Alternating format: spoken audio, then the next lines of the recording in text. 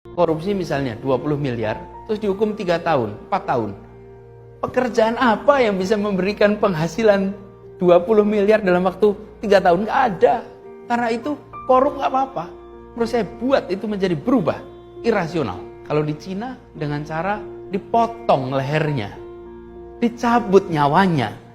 Di undang-undang kita tidak memungkinkan itu. Tapi kita sangat mungkin miskinkan koruptor. Itu sangat mungkin. Dan menurut saya harus ada keberanian. Jadi kalau belum ada undang-undangnya, siapkan perpunya. Siapkan perpunya. Karena republik ini sudah dalam posisi amat genting menghadapi koruptor. Kalau hukuman kita adalah hukuman yang memenuhi persyaratan prosedural, mengerikan betul. Dan hari ini dengan angka APBN kita yang fantastis, peluang untuk keserakahan bermain luar biasa.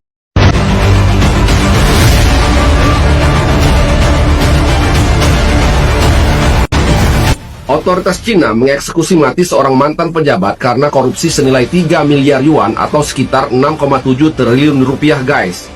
Eksekusi mati ini dilakukan pada hari Selasa 17 Desember 2024. Li Jianping adalah mantan sekretaris Komite Kerja Partai Komunis Zona Ekonomi dan Pengembangan Teknologi.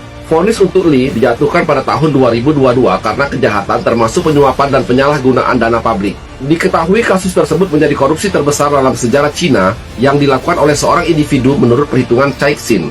Melansir dari detik.com, sebelum ini pejabat-pejabat yang melakukan korupsi besar hingga dijatuhi hukuman mati belum ada yang capaian korupsinya melebihi Li. Ini 6,7 triliun ya guys, bukan 371 triliun.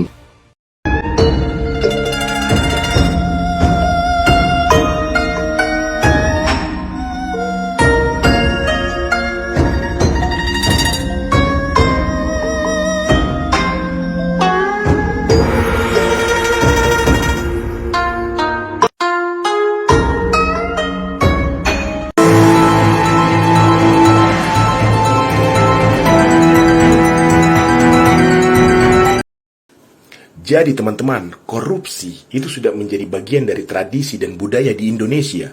Kita tidak boleh menentang hal ini, kita harus melestarikan hal ini. Dan kita harus menormalisasikan hal ini. Bahkan pemerintah, Pak Presiden Prabowo kalau bisa, kasih masuk korupsi ini ke dalam nilai-nilai budaya kita. Dan juga kasih masuk ke dalam nilai-nilai kurikulum, poin-poin kurikulum di Indonesia. Biar masuk ke beberapa pendidikan-pendidikan di Indonesia. Saya kira itu sudah masuk ya kalau di kurikulum.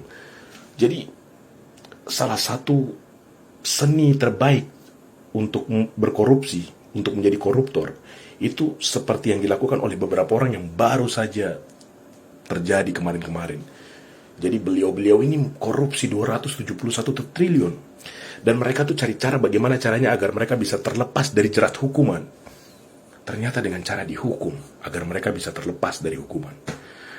Dengan cara dihukum agar bisa terlepas dari hukuman. Brilian. Dan itu hanya ada di Indonesia. Saya rasa pemerintah harus melestarikan ini dan menormalisasikan ini agar budaya korupsi ini semakin berkembang gitu. Mereka korupsi 271 triliun, bayar hakim 3M lah. Bayar denda 6M lah atau 7M lah. Dihukum cuma 6 tahun, 7 tahun lah. Ya, keluar-keluar masih muda, masih segar. Uang masih banyak, masih bisa hevan-hevan, tidak ada tanggung jawab dan beban yang dipikir lagi. Kaya deh. Saya rasa mereka ini yang harus dijadikan dosen gitu.